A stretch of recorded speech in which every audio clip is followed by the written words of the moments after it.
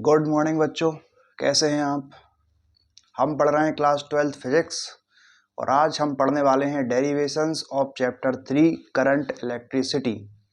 इससे पहले second chapter electrostatic potential and capacitance के ऑलमोस्ट सभी डेरिवेशंस मैंने कंप्लीट कर दिए थे और आपने देख लिए होंगे। नहीं देखे हैं तो पहले देख लो भाई, उसके बाद इस लेक्चर को स्टार्ट करेंगे।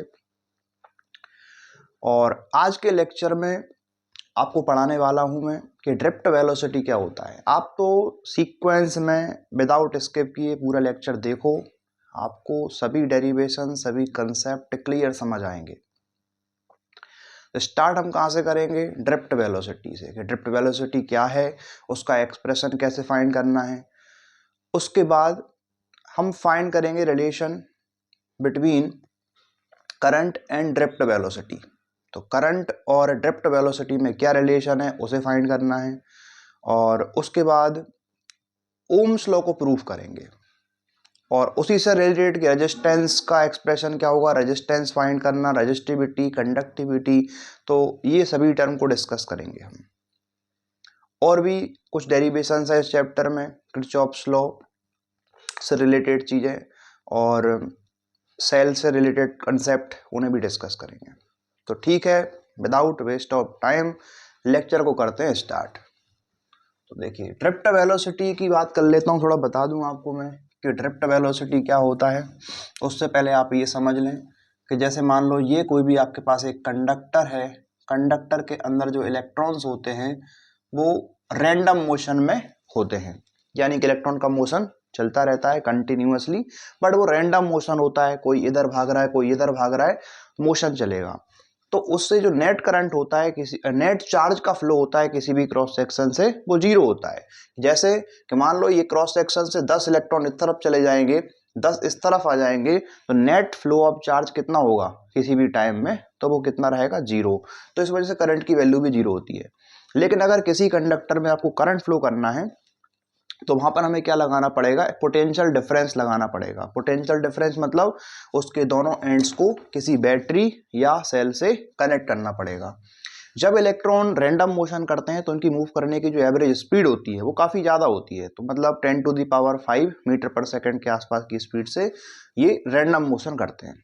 ठीक है, लेकिन अगर हम लगा देते हैं कोई बैटरी या फिर सेल, यानी कि इसके दोनों एंड्स पर, ये प्लस है ये माइनस है, तो यहाँ पर पॉजिटिव और यहाँ पर नेगेटिव पोटेंशियल अप्लाई किया मैंने eight the ends of the conductor. तो ऐसा करने से क्या होता है कि जो इलेक्ट्रॉन्स होते हैं उन पर नेगेटिव चार्ज होता है और वो पॉजिटिवली चार्ज जो बैटरी का टर्मिनल है उसकी तरफ अट्रैक्ट होते हैं, या positive end of the conductor उसकी तरफ क्या होंगे? अट्रैक्ट होंगे। तो इलेक्ट्रॉन्स अट्रैक्ट होते हैं बच्चे, तो ये इलेक्ट्रॉन जो है किसकी तरफ जाना चाहेगा? प्लस की तरफ जाना चाहेगा। बट होता ये है कि इलेक्ट्रॉन डायरेक्ट इसकी तरफ नहीं जा सकता, क्योंकि रास्ते में क्या होते हैं? कुछ कोलिजन्स होते हैं। जब यहाँ से ये इस तरफ आना चाहेगा और लेकर उसके क्या होते हैं? कुछ कोलिजन्स होते हैं। कैसे कि इलेक्ट्रॉन को अदर जो इलेक्ट्रॉन्स है वो रिपेल कर सकते हैं, और इसके अंदर जो एटम के न्यूक्लियस होते हैं, क्योंकि जो भी कंडक्टर है एटम से मिलकर बना होगा, एटम के अंदर न्यूक्लियस है और न्यूक्लियस पे कैसा चार्ज है? Positive charge. तो पॉजिटिवली चार्ज न्यूक्लियस अट्रैक्ट कर सकता है, पॉजिटिवली चार्ज न्यूक्लियस अट्रैक्ट कर सकता है, इलेक्ट्रॉन रिपेल करेगा। तो इसकी वजह से कभी ये पॉजिटिव की तरफ अट्रैक्ट होगा तो इस तरफ जाना चाहेगा, फिर नेगेटिव रिपेल कर देगा, मान लो इस तरफ आने लगा, तो ये जिगजैग पाथ फॉलो करते हुए क्या पहुंचेगा? आगे बढ़ेगा। तो जैसे मान लो कि यहाँ पे चलना स्टार्ट किया इसने, इलेक्ट्रॉन ने, मान लो यहाँ पहुंचा, इसने अट्रैक्ट किया, फिर किसी ने रिपेल कर दिया तो वो यहाँ आ गया, फिर वापस किसी ने अट्रैक्ट किया तो मान लो यहाँ पहुँच गया, किसी ने रिपेल कर दिया इधर आ गया। तो एक जिगजैग पाथ फॉलो करते हुए उसकी स्पीड तो काफ़ी ज़्यादा है, लेकिन किसी एक पर्टिकुलर पॉजिटिव टर्मिनल की तरफ चलने की जो उसकी वेलोसिटी होगी वो क्या रहेगी? कम रहेगी। तो जिस वेलोसिटी से ये ड्रिफ्ट कर रहा है किसकी तरफ? पॉजिटिव एंड की तरफ, इस वेलोसिटी को हम क्या बोलेंगे बच्चे? Drift velocity. तो एक एवरेज वेलोसिटी जिससे इलेक्ट्रॉन ड्रिफ्ट होता है towards the positive positive terminal of the cell या positive ends of the conductor. तो जिसकी तरफ ये वेलोसिटी से ड्रिफ्ट करता है, एवरेज वेलोसिटी से, उस वेलोसिटी को हम क्या बोलते हैं? Drift velocity. बात समझ में आ गई? इलेक्ट्रॉन जिस एवरेज वेलोसिटी से ड्रिफ्ट होता है toward the positive end of the conductor, this velocity is called drift velocity. तो वैसे एवरेज स्पीड देखी जाए तो काफ़ी ज़्यादा है इलेक्ट्रॉन के चलने की, 10⁵ मीटर पर सेकेंड। लेकिन अगर मैं ड्रिफ्ट वेलोसिटी की बात करूं तो 10⁻⁴ मीटर पर सेकेंड, यानी बहुत कम होती है। एक स्लो स्पीड के साथ क्या होता है? इलेक्ट्रॉन ड्रिफ्ट होता है। ठीक है, अब ये तो मैंने समझा दिया कि ड्रिफ्ट वेलोसिटी क्या है। ओके, अब एक काम करते हैं, इसका एक्सप्रेशन कैसे फाइंड करेंगे तो देख लें आप, क्योंकि स्टार्ट यहीं से करने वाले हैं, तभी आपको आगे चीज़ें समझ में आएंगी। अगर मैं डायरेक्ट फॉर्मूला लिख दूंगा तो आपको अच्छा नहीं लगेगा, कहाँ से आ गया, कैसे रख दिया, तो वो बात अपन नहीं करेंगे। आप ये समझ लो कि जैसे मान लो यहाँ पर कोई इलेक्ट्रॉन है और इलेक्ट्रॉन का कोलिजन हुआ किसी के साथ, वो भी जो भी पार्ट रहा हो, या इलेक्ट्रॉन या फिर न्यूक्लियस, तो वहाँ पर कोलिजन हुआ। कोलिजन का मतलब ये नहीं होता है कि डायरेक्ट फिजिकली कोलाइड कर जाएं। ऐसा भी होता है कि अगर एक पार्टिकल का पाथ अगर अफेक्ट हो रहा है दूसरे पार्टिकल की वजह से, उसके फोर्स की वजह से, या तो फोर्स ऑफ अट्रैक्शन या फोर्स ऑफ रिपल्सन, उसी को हम क्या बोलते हैं? कोलिजन बोलते हैं। तो ठीक है, तो इसका कोलिजन हुआ, तो कोलिजन के बाद इलेक्ट्रॉन की वेलोसिटी कितनी हो गई? 0। तो u = 0 मान लेते हैं।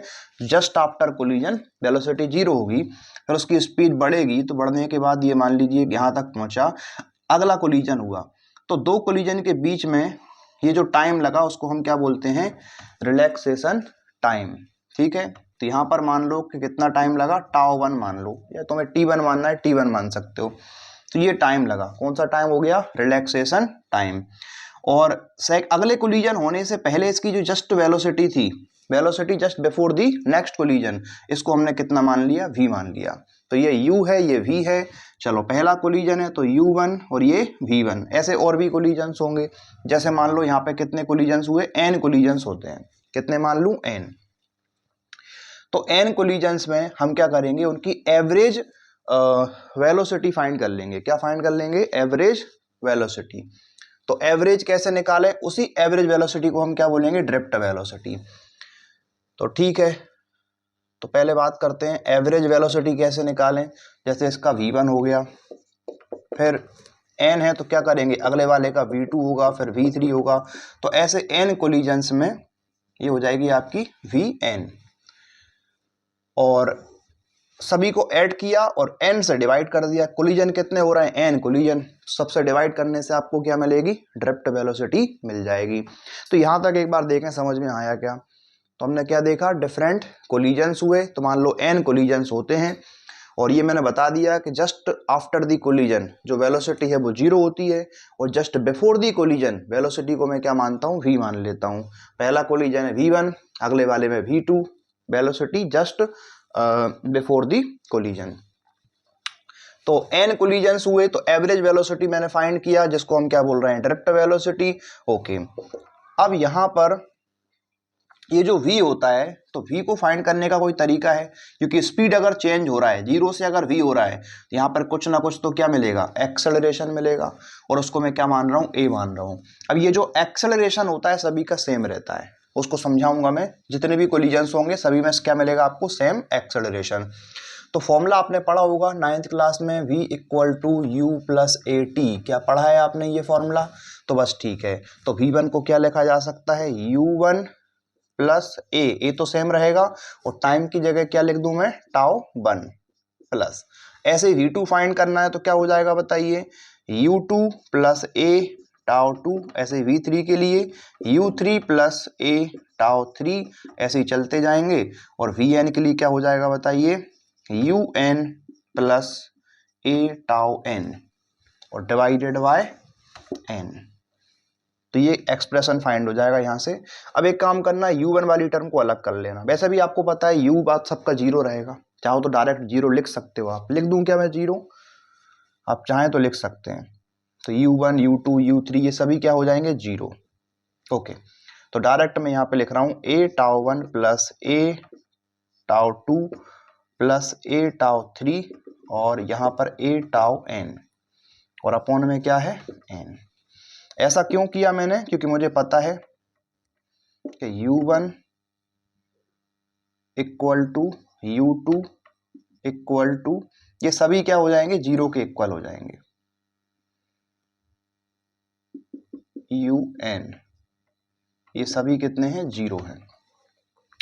अब यहां पर एक्सेलरेशन को कॉमन ले लो तो अंदर क्या बचेगा बताइए, यहां बचेगा आपका τ1 प्लस τ2 प्लस τ3 और कहां तक पहुंचना है, τn तक पहुंचना है, और सभी को किससे डिवाइड करेंगे, n से। ये जो τ1 τ2 ये सब क्या है, रिलैक्सेशन टाइम होता है, इस कोलिजन के बीच में कितना टाइम लगा, अगले वाले में कितना टाइम लगा। तो ये जो रिलैक्सेशन टाइम होता है, सभी जितने भी कोलिजन्स थे सभी के टाइम को ऐड किया और n से डिवाइड कर दिया। तो n से डिवाइड करना, सबको ऐड करना, ये तो एवरेज मिल गया। Sum of observation upon number of observations क्या होता है, एवरेज। तो ये हो गया एवरेज रिलैक्सेशन टाइम। क्या हो गया बच्चे, एवरेज रिलैक्सेशन टाइम। इसको मैं टाउ लिख रहा हूं, सिंपल क्या लिख दिया मैंने, टाउ। तो ये हो गया बच्चे ड्रिफ्ट वेलोसिटी का फॉर्मूला। बेकार लग रहा है ना, कोई दिक्कत, अच्छा बनाएंगे अपन इसको। तो एक काम करते हैं, एक्सेलरेशन तो आप समझते ही हैं, इसको रफ कर दूं क्या, चलो कोई बात नहीं, अभी नहीं करते, जगह बहुत है, यहां लिख देता हूं मैं। जैसे देखो इलेक्ट्रॉन है, तो यहां पर जब भी पोटेंशियल डिफरेंस होता है तो वहां पर इलेक्ट्रिक फील्ड तो होती है। इस कंडक्टर की लेंथ को मैं कितना मान लेता हूं बच्चे, L मान लेता हूं, लेंथ ऑफ दी कंडक्टर। आपको मैंने रिलेशन याद करवाया था, याद है, potential difference equal to ED engineering drawing. Trick है, याद कर लो, भूलोगे नहीं कभी। एक ऐसा मत कर देना E इक्वल टू VD कर दो, तो याद कैसे रखेंगे, V इक्वल टू ED। तो यहां पर पोटेंशियल डिफरेंस जैसे मान लो कितना है, पोटेंशियल डिफरेंस V अप्लाई किया हमने, लेंथ L है, तो यहां पर एक इलेक्ट्रिक फील्ड जनरेट होगी। क्या जनरेट होगी, इलेक्ट्रिक फील्ड। और रिलेशन क्या होता है, V इक्वल टू E, और जो डिस्टेंस है, क्योंकि यहां और यहां दो पॉइंट के बीच में कितना पोटेंशियल डिफरेंस है, V, और डिस्टेंस कितना है, L, तो V equal to E L लिखा जा सकता है। कोई आपत्ति किसी को, V इक्वल टू क्या लिख सकते हैं, EL लिख सकते हैं। ओके, इसका हम यूज करेंगे। मतलब यहां पर एक इलेक्ट्रिक फील्ड होगी, किस डायरेक्शन में, प्लस से माइनस की डायरेक्शन में।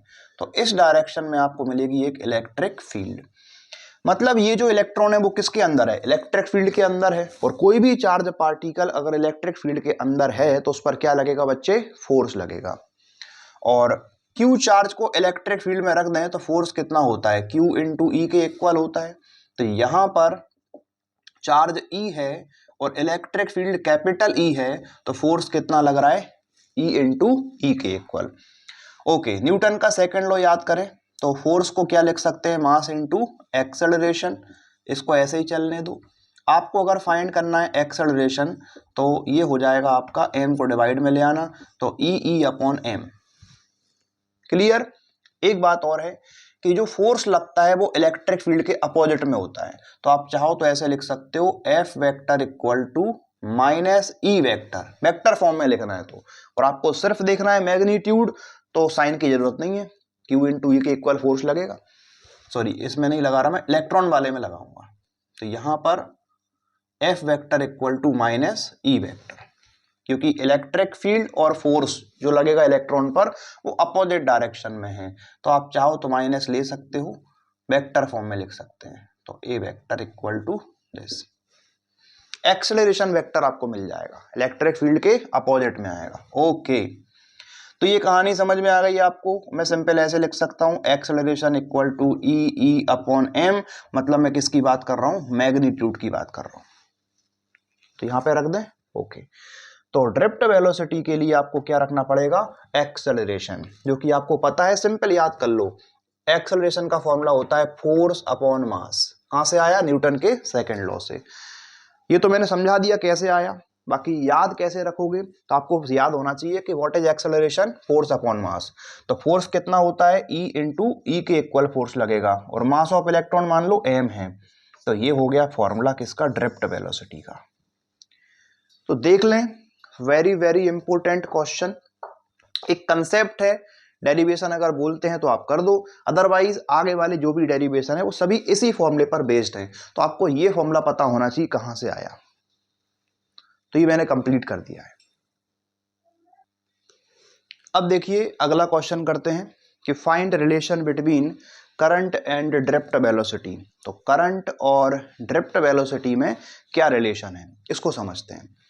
तो फिर से मैं वही बात करूंगा पुरानी वाली, कि जैसे मान लो ये कोई भी कंडक्टर है और कंडक्टर की जो लेंथ है उसको L मान लेते हैं, और यहाँ पर हमने एक बैटरी से कनेक्ट किया है इसको, इस बैटरी के पोटेंशियल को क्या मानेंगे बच्चे, V मान लेते हैं। ये प्लस टर्मिनल, ये माइनस टर्मिनल, तो यहाँ प्लस और यहाँ माइनस। तो जो इलेक्ट्रिक फील्ड है वो किस डायरेक्शन में आएगा, प्लस से माइनस की डायरेक्शन में आपको इलेक्ट्रिक फील्ड मिलेगी। रिलेशन आपको बता दिया है मैंने कि आपको पता है कि V इक्वल टू क्या हो जाएगा, EL हो जाएगा। ओके, अब देखिए ड्रिफ्ट वेलोसिटी को मैं क्या लिखता हूँ, V लिखता हूँ, और छोटा सा d बनाएंगे नीचे, बच्चे बड़ा d बनाते हैं ऐसा मत करना। तो V और ये छोटा सा d बना दो बस, किसके लिए, ड्रिफ्ट वेलोसिटी के लिए। तो ये ड्रिफ्ट वेलोसिटी का फॉर्मूला याद करने की ट्रिक बताई थी मैंने, सिंपल देखो क्या करना है आपको, कहाँ से मिली थी, V equal to u plus AT से मिली थी। तो u तो 0 होता है, क्या बचेगा, AT। याद रखने का तरीका, V equal to u plus AT से याद कर लो, u कितना हो गया 0, तो क्या बचेगा, एक्सेलरेशन इनटू टाइम। अब एक्सेलरेशन आपको पता है फोर्स अपॉन मास होता है, तो आप लिख सकते हैं एक ही जगह पर E, ये क्या हो गया, फोर्स अपॉन मास, ये हो गया एक्सेलरेशन। अब टाइम की जगह पे टी न लिखकर हम क्या लिख रहे हैं, टाउ। टाउ का मतलब क्या होता है, एवरेज रिलैक्सेशन टाइम। तो बच्चे ये हो गया ड्रिफ्ट वेलोसिटी का फॉर्मूला, जो कि आपको याद है। तो find relation between current and drift velocity. अब ये रिलेशन कैसे फाइंड करना है इसको समझते हैं। हम एक कंडक्टर एज्यूम कर लेते हैं कि ये मान लो कोई भी एक कंडक्टर है,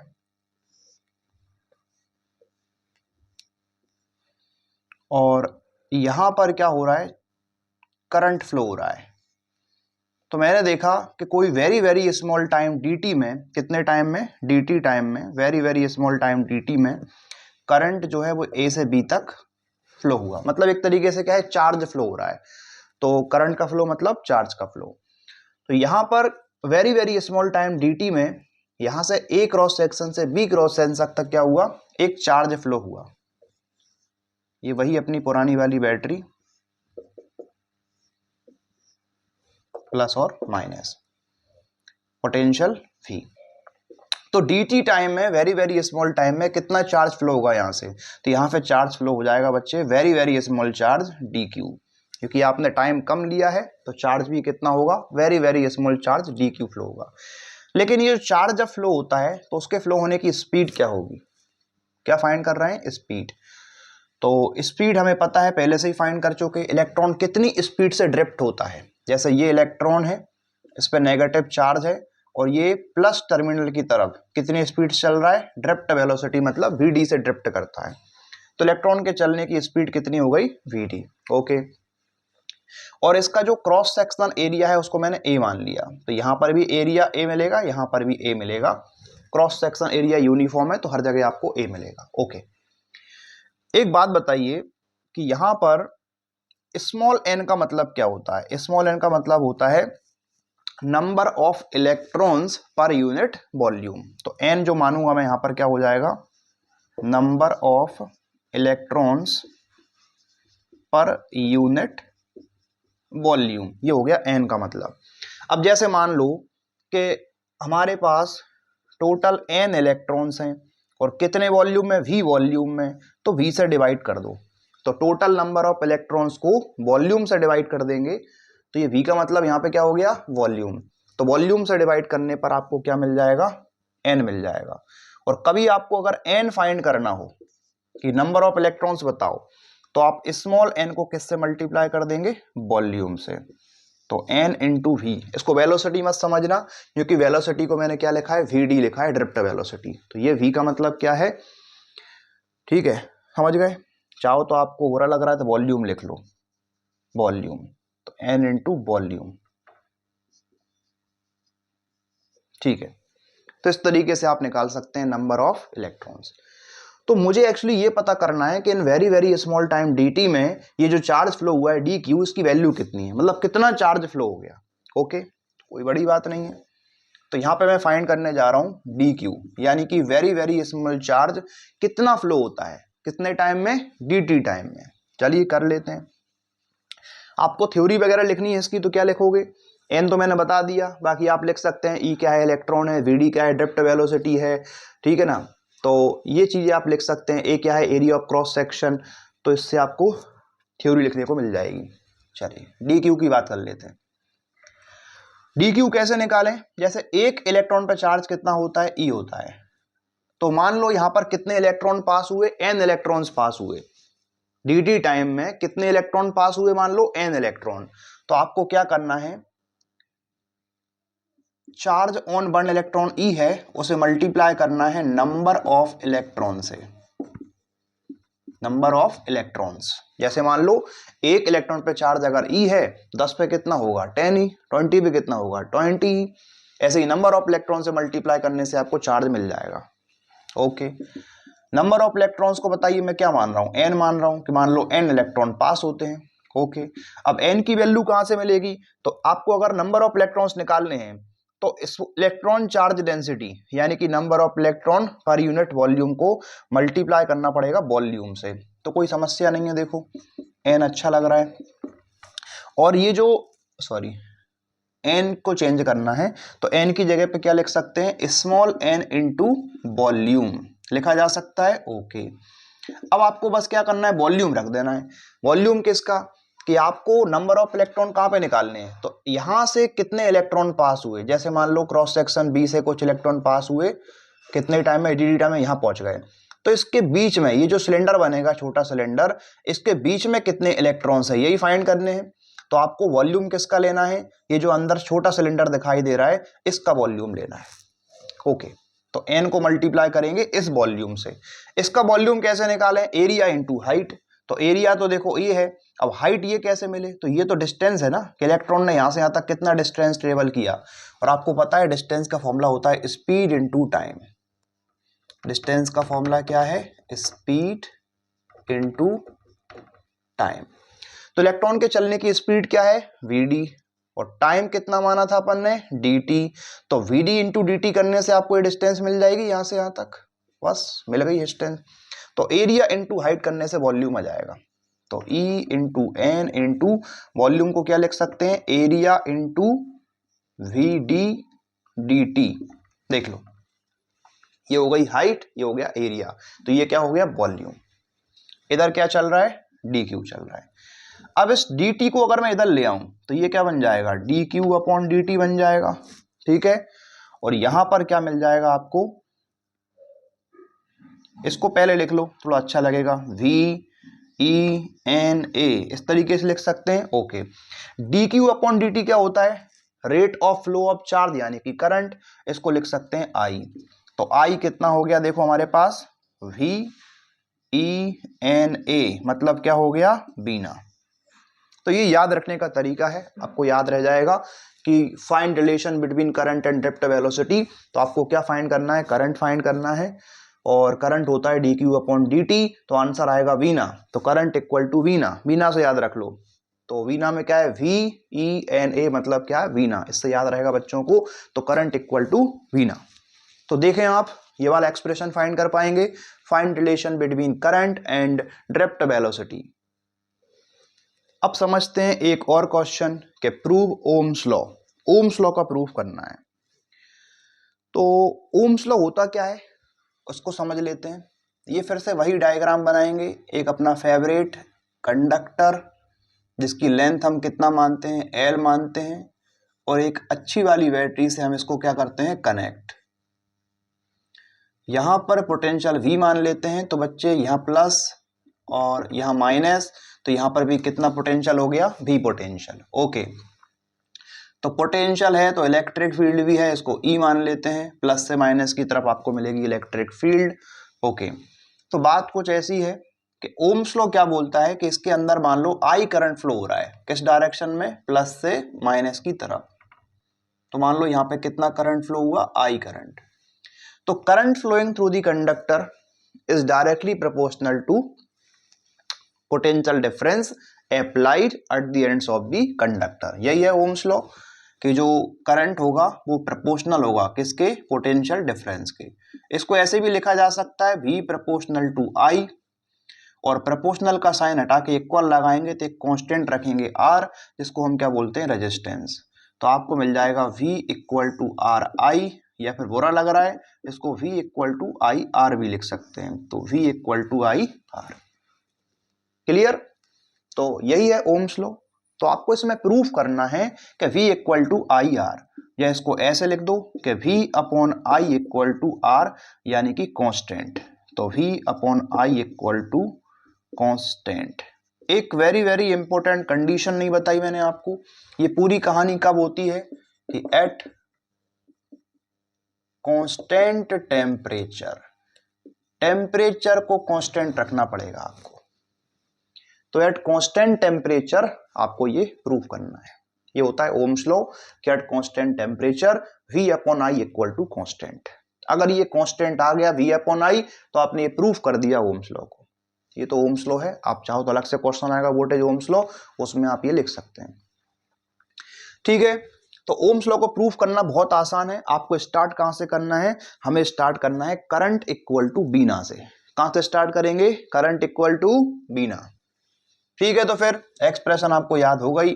तो करंट आई इक्वल टू, पिछला डेरिवेशन था तो वीना, वीना में वी बड़ा बनाओ, डी छोटा सा बनाओ, वी ई एन ए, क्या हो गया, करंट इक्वल टू वीना। यहीं से शुरुआत करते हैं। अच्छा, ये तो आपको बता ही चुका हूं मैं कि पोटेंशियल डिफरेंस को ई एल लिखा जा सकता है इस केस में।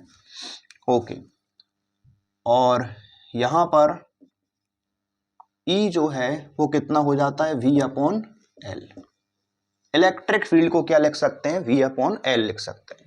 अब करते हैं इधर, क्या आपके पास ड्रिफ्ट वेलोसिटी का फॉर्मूला है, बिल्कुल अभी बताया था, ये ऊपर लिखा हुआ है। तो ई अपॉन एम टाउ, ये क्या है, ड्रिफ्ट वेलोसिटी। और बाकी क्या चल रहा है, ई एन ए। ओके, यहां पर ई की जगह पे क्या लिख सकते हैं बताओ, तो यहां लिख सकते हैं v अपॉन एल। तो m तो पहले से ही था, v अपॉन एल लिख दिया, और टाउ ई एन ए। ये देखिए, इसको थोड़ा सा अच्छा लिखो, अच्छा दिखना चाहिए।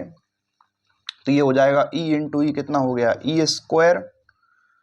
ओके, और क्या बचा आपके पास, v tau N A upon M L. हमारा फोकस क्या है, हमें क्या फाइंड करना है, हमें v अपॉन आई फाइंड करना है। तो v इस तरफ है, i को इधर ले आओ, डिवाइड में आ जाएगा, ये ml इधर चला जाएगा। कर दें ऐसा, तो ml को इधर ले आना, ml आ जाएगा ऊपर, v यहीं पे रहेगा, बाकी सब नंबर इधर ले आओ, तो ये नंबर इधर आ जाएंगे। क्या है हमारे पास, तो n को पहले लिखता हूं n E square tau a, और ये इधर v पहले से ही था, और i इस तरफ आ गया। तो क्या हो गया, v अपॉन आई, ml ऊपर पहुंच गया, ये नंबर इधर आ जाएंगे, तो n नीचे आ गया, N E square tau A, ये मिल गया। तो v upon I equal to M L upon N E square tau A. ये कुछ आपको देखने को मिला। तो यहाँ पे समझिए कि हमने क्या फाइंड कर लिया, v अपॉन आई, जिसका फॉर्मूला याद कर लेना, M L upon N E square tau A. देखो, एक बात समझना कि अगर टेम्परेचर कांस्टेंट है, तो पहली बात तो मास m का मतलब क्या है, मास ऑफ इलेक्ट्रॉन, वो तो कांस्टेंट होता है। L कांस्टेंट है, length of the conductor. Area of the cross section constant है, और n का मतलब होता है number of electrons per unit volume. लेकिन अगर टेम्परेचर को आप कांस्टेंट रखोगे तो n की वैल्यू चेंज नहीं होगी, n मतलब नंबर ऑफ इलेक्ट्रॉन वही रहेंगे। हाँ, लेकिन अगर टेम्परेचर को बढ़ाओगे तो बॉन्ड ज्यादा ब्रेक होंगे, और बॉन्ड ब्रेक होंगे तो और इलेक्ट्रॉन्स फ्री हो जाएंगे, तो n की वैल्यू इंक्रीज हो जाती है टेम्परेचर बढ़ाने पे। दूसरा, चार्ज ऑन इलेक्ट्रॉन कांस्टेंट होता है। टाउ मतलब रिलैक्सेशन टाइम, कि दो कोलिजन के बीच में कितना टाइम लग रहा है, उसको टाउ बोलते हैं। अगर टेम्परेचर बढ़ाएंगे तो इलेक्ट्रॉन के मूव करने की स्पीड बढ़ जाएगी, और बच्चे अगर स्पीड बढ़ जाएगी तो ये टाइम कम लेंगे ना कोलिजन करने में, तो टाउ क्या हो जाएगा, कम हो जाएगा। तो ध्यान रखें। तो लेकिन ये सब कब हो सकता है, जब टेम्परेचर को चेंज करें। अगर टेम्परेचर कांस्टेंट होगा तो ये सब कांस्टेंट रहेगा। तो मैं ये लिख सकता हूं कि ये at constant temperature, at constant temperature v upon I equal to constant. और इस कांस्टेंट को क्या बोलते हैं बच्चे, r बोलते हैं। तो v upon I equal to r। R यानी कि रेजिस्टेंस। समझ गए? तो यही प्रूव करना था। This is proof of Ohm's law. Ohms law का प्रूव कर दिया हमने। देख लें कोई भी अगर डाउट हो तो। V upon I equal to constant, और जो कॉन्स्टेंट आएगा वो क्या हो गया? रेजिस्टेंस। क्वेश्चन ये भी बोल सकते हैं फाइंड रेजिस्टेंस। तो रेजिस्टेंस फाइंड करने का मतलब क्या है? आपको फिर यही डेरिवेशन करना है, यहीं से स्टार्ट करेंगे। आपको R मिल जाएगा, इस R की वैल्यू को रख दो तो R कितना मिला आपको? तो R मिला ml upon N E square tau A. तो ये क्या मिल गया? रेजिस्टेंस मिल गया। रेजिस्टेंस फाइंड हो गया। तो यहां से कई सारे क्वेश्चन बनते हैं कि प्रूव ओम्स लॉ, तो ओम्स लॉ का प्रूफ भी हो गया। दूसरा कि फाइंड रेजिस्टेंस, तब भी आपको यही करना है, रेजिस्टेंस की वैल्यू फाइंड हो जाएगी। फिर आपसे बोल रहे हैं कि मान लो कंडक्टेंस फाइंड करो। ये रेजिस्टेंस और कंडक्टेंस बोलने में एक जैसे लग रहे हैं, रेजिस्टेंस कंडक्टेंस। तो एक काम करते हैं, इसको रफ कर दूं क्या? स्क्रीनशॉट तो ले लिया होगा आपने, देख लें। अगर आपको कंडक्टेंस फाइंड करना है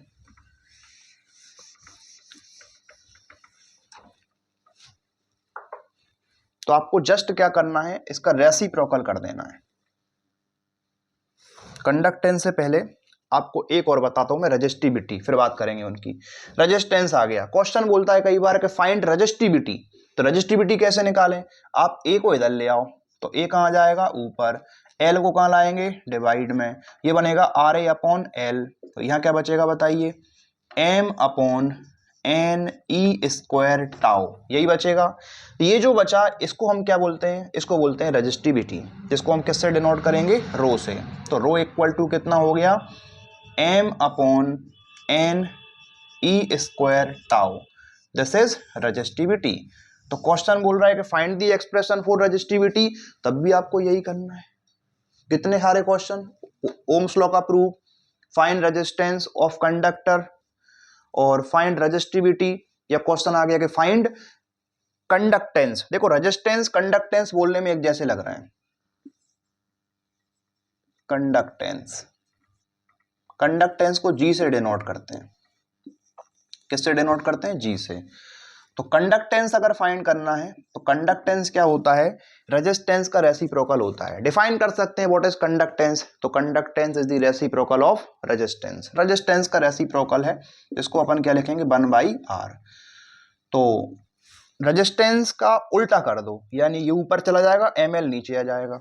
तो आप इसको लिख सकते हैं एन ई स्क्वायर टाउ ए अपॉन ml। तो ये क्या हो गया बताइए? कंडक्टेंस हो गया। आपसे बोल रहे हैं कंडक्टिविटी निकालो। क्या निकालना है? कंडक्टिविटी। कंडक्टिविटी को सिग्मा से डिनोट करते हैं। किससे डिनोट करेंगे? सिग्मा से। कंडक्टिविटी और रेजिस्टिविटी बोलने में एक जैसे लग रहे हैं, तो ठीक है। तो कंडक्टिविटी क्या होना चाहिए? कंडक्टिविटी यानी कि sigma, it is the reciprocal of resistivity यानी कि रो। तो ये इसका रेसिप्रोकल होता है। आपसे कोई बोले फॉर्मूला बताओ इसका, तो कोई समस्या नहीं है। रेजिस्टिविटी का उल्टा कर दो, ये रेजिस्टिविटी है, इसका उल्टा कर दिया। तो देखो क्या हो गया? तो N E square tau upon M. तो ये क्या मिल गया? ये मिल गया आपको कंडक्टिविटी। तो जो भी क्वेश्चन पूछ रहा है ओम्स लॉ का प्रूफ करो, ठीक है, कर देंगे, आने लगा। ठीक है, रेजिस्टेंस फाइंड करें, हो गया। रेजिस्टिविटी हो गया, कंडक्टेंस हो गया, कंडक्टिविटी हो गया। समझ आई बात? इतने सारे क्वेश्चन। अच्छा, यूनिट की बात कर लेता हूं मैं। रेजिस्टेंस की यूनिट तो आप जानते ही हैं क्या होती है? ओम। ठीक है, रेजिस्टेंस की यूनिट क्या हो गई? ओम। ठीक है, ओम साइन होता है इसका। रेजिस्टेंस की यूनिट बतानी है तो ये हम क्या लिख रहे हैं? यूनिट। रेजिस्टेंस इसकी यूनिट क्या हो गई? ओम। अब यहां पर बात करें अपन, ये क्या है? रेजिस्टिविटी। रेजिस्टिविटी की यूनिट बताएं तो आप एक काम करो, फॉर्मूला तो यही है रेजिस्टिविटी का, resistance into area upon length. तो रेजिस्टेंस की यूनिट बताइए क्या हो गई? ओम। एरिया की क्या हो गई? Metre square. और नीचे लेंथ की क्या होती है? मीटर। रेजिस्टेंस की ओम, एरिया की मीटर स्क्वायर, लेंथ की मीटर।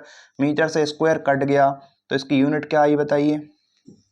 इसकी यूनिट हो गई ओम मीटर। तो ओम मीटर किसकी यूनिट हो गई? रेजिस्टिविटी की। क्लियर? अब आपसे कोई बोल रहा है कि बताओ कंडक्टेंस की यूनिट क्या है, तो ये उल्टा करना है। जैसे रेजिस्टेंस की अगर ओम होती है तो कंडक्टेंस की क्या होगी 1/ओम। तो ये कितना हो जाएगा यूनिट इसका 1/ओम। 1/ओम को सेमन बोलते हैं तो इसको एस लिख सकते हैं, या इसको ओम को ऊपर भेज के ओम की पावर -1 लिख सकते हैं। ठीक, यहां पर आपसे बोल रहा है इसकी यूनिट बताओ रेजिस्टिविटी की, तो कोई दिक्कत नहीं है। अगर आपको इसकी यूनिट बतानी है तो इसकी रेजिस्टिविटी की उल्टी कर दो, कंडक्टिविटी की यूनिट मिल जाएगी। तो ये हो जाएगा, इसकी यूनिट क्या है ओम मीटर, तो इसकी हो गई 1/ओम मीटर। 1/ओम को एस लिख सकते हैं तो सेमन पर मीटर लिख सकते हैं। ये दोनों को ऊपर भेज दो तो ओम की पावर -1 और मीटर की पावर -1, ऐसा भी लिखा जा सकता है। तो मैंने यूनिट्स भी आपको बता दी कि यूनिट कैसे लिखना है। देख लो, अब मैं आपको बताने जा रहा हूं Ohm's law in vector form. Vector form में कैसे लिखेंगे इसको, चलिए समझते हैं। इसको रफ कर दूं, ये सब समझ में आ गया। अगर कोई आपसे बोलते बताओ Ohm's law in vector form, तो कोई समस्या नहीं होनी चाहिए आपको।